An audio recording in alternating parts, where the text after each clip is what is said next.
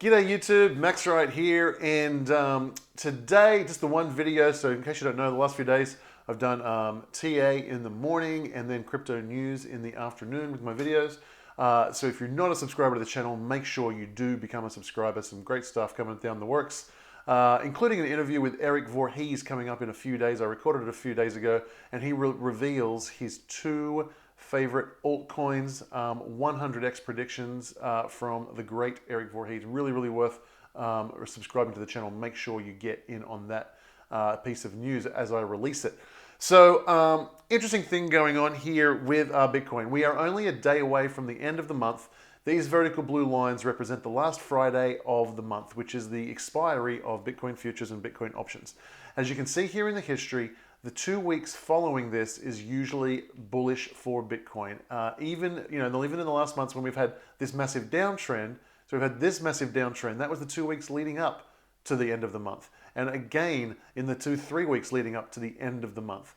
But even during the middle of this, Bitcoin price still went up in the first part of the month, the first couple of weeks after the close. So we're only 1 day away from that. It'll be really interesting to see, are we going to have a positive couple of weeks for Bitcoin?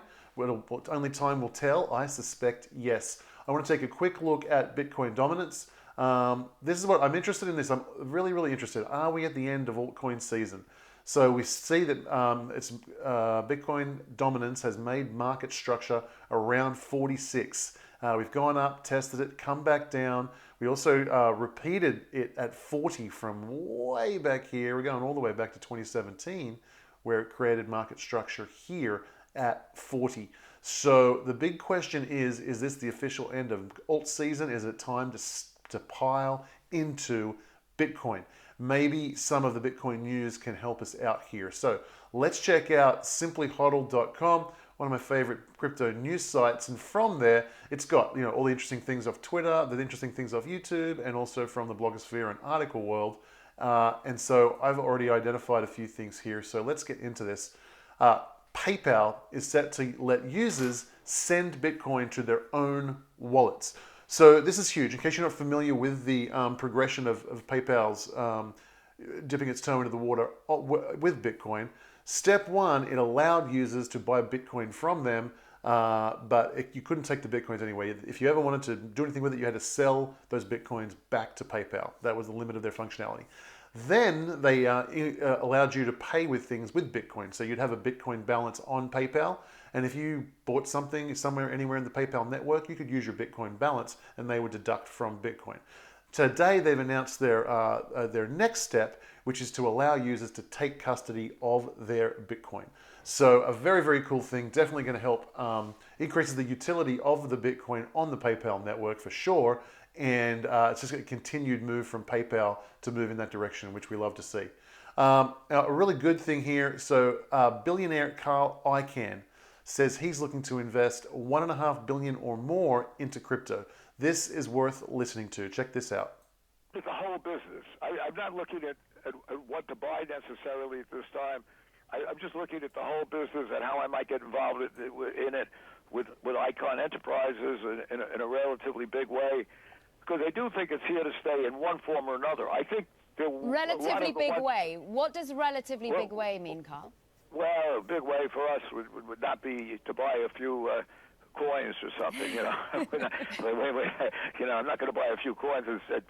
I don't believe in trading the market if I can help it. I've learned hundreds of millions, billions. Is that what we're talking?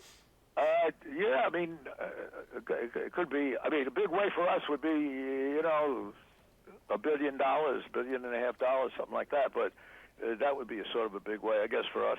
But sometimes we go bigger than that. Sometimes a lot smaller. But so I'm not going to say exactly. But to get back to the, I guess way to really get back to the concept.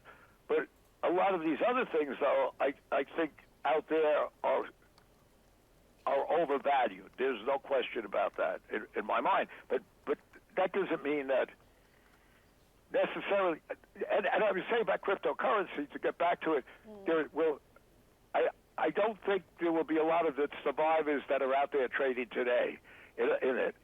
I don't think so. I think there's got to be some form of really feeling there's safety and value there.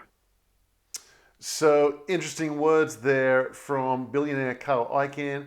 He's saying that yeah, in the altcoin space, there's going to be a lot of losers in the future. It's not to be, not to say there's not going to be some epic winners there, but he thinks there's going to be some big losers there in the altcoin space, and so he's seeing Bitcoin as the real, as the in terms of risk reward. He's kind of inferring there that he sees the risk reward of Bitcoin is probably the better bet, indicating something to the order of $1 billion, $1.5 billion, maybe more, maybe less. Investment in Bitcoin that would match Tesla's interest, and we all know what happened when Tesla got involved to the tune of $1.5 billion, and even the fear of Tesla selling that $1.5 billion after Elon Musk's tweet. This is big. This is definitely going to move the market when and if this comes to fruition. So good to know that this is coming down the pipeline in all seriousness. And so I really like this one here. El Salvador is the sixth highest ranked country in inbound remittance from the United States. 24% of the nation's entire GDP is remittance based. The Bitcoin app in Strike launched earlier this year and became the #1 most popular app in the country within only 3 weeks. And all of a sudden, there are these little mum and pop stores all over El Salvador. There's this Bitcoin sign being found here, there, everywhere. Places where people can go and get their Bitcoin right there in El Salvador. And Bitcoin absolutely lends itself to remittances. It's always been one of the biggest ways in which Bitcoin and cryptocurrencies can help the poorest people in the world. Bringing banking, bringing remittances, and cutting out things like Western Union and whatever. Nothing against Western Union. They're probably held to a whole bunch of laws and regulations which make things very, very difficult and expensive upon them to actually deliver the service of remittance. But here it is, Bitcoin. There's no regulating Bitcoin, and so good things. All of those savings from the bureaucrats trying to help the people, all of those savings from not allowing bureaucrats to try and help the people, all of a sudden those savings get passed on to the poorest people in the world, and it makes a really, really big difference. Further to that point, sticking with this theme of just how much, if you're in the first world, Bitcoin can change your life for sure. But what it can do for the third world in these corrupt societies, and more corrupt than others, with just broken bureaucracies and all of this kind of stuff, it is absolutely amazing. Venezuela has the third highest level of Bitcoin adoption in the world as people increasingly use it to mitigate economic instability. And here's a picture. There's some basic items in Venezuela next to how many bolivars, the local currency, it takes to buy them. So here we can see a chicken. And here, this is like a grocery bag full of bills to try and buy a chicken, because the government has so thoroughly, the socialist, it should be pointed out, government of Venezuela has so completely and thoroughly destroyed it. Let's not forget that Bernie Sanders sang the praises of Venezuela and said that we need to be more like them. Just tragic that level of ignorance can exist in the first world. I think this one is extremely telling. A single roll of toilet paper would take this gigantic stack of cash to buy. Ironically, you can wipe your ass more times. There's more sheets in here than there are here. So, I mean, just to give you an idea of the worthlessness of the Venezuelan bolivar, and Bitcoin is rescuing people from the stupidity of socialism and tyranny and corruption. And it's just the gift it is to the world, to the world's poorest people, is just nothing short of spectacular. It just gives me goosebumps even thinking about. And then finally, I want to talk about. I want to throw it over to Michael Saylor here. He's asked a great question. I'll let him speak, and then I'll give some commentary to this. MicroStrategy has been buying the recent dip, so we can infer your view on whether this was or not a short-term blip. But from what you're hearing, did it have any impact on corporate interest in Bitcoin? Things got pretty heavy there for a while. Yeah, I think that Bitcoin's one of those stories where if you're only casually interested in it, you just look at the price volatility, and the deeper you look at it, the more you think it's like a generational or a decade-long trade. Last week, I think there are pros and cons. Clearly, there's a bit more volatility, and that would scare away weak non-committal players. But there's a ton of institutions that were very enthusiastic about it that decided they wanted to buy it when it was 30,000 around the beginning of the year.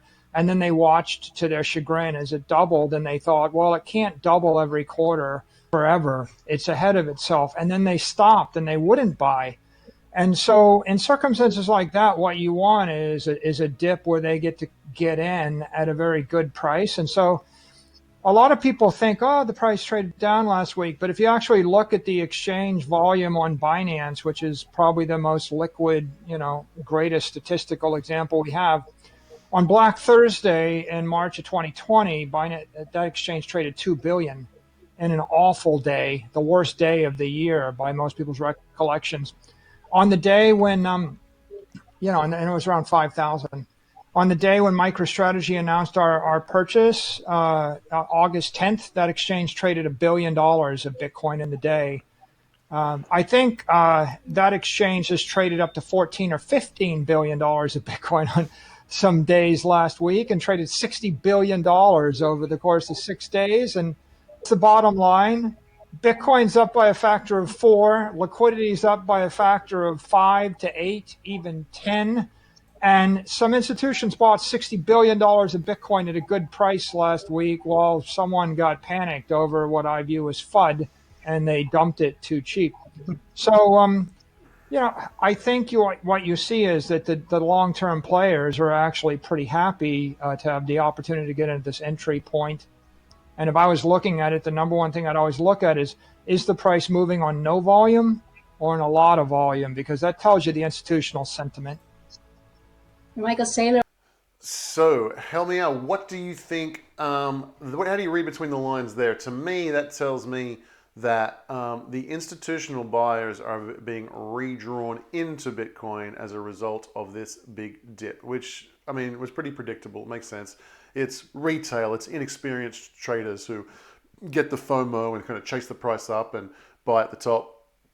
Professional investors, institutional investors, people who look at charts all day, every day, have been doing this for 20 years, have seen bubbles and pops in 50 different asset classes. They understand that things cannot go up forever. There are always pullbacks. And it makes sense that Bitcoin went through one of its best surges ever in its history in the first little bit of this year, going up 6x in a very, very short amount of time. We've only seen that matched a handful of times in Bitcoin's existence, and mostly in its infancy. So the institutional players pulled back, the price pulled back. Now all of a sudden the institutional players are coming back in. Let me know in the comments below. Is that your interpretation?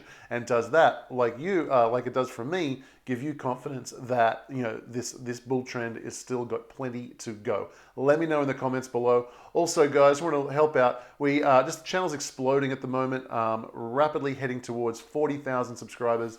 Go ahead, hit that subscribe button, help me out, hit that like button, and I will see you in tomorrow's video. Take care. Bye.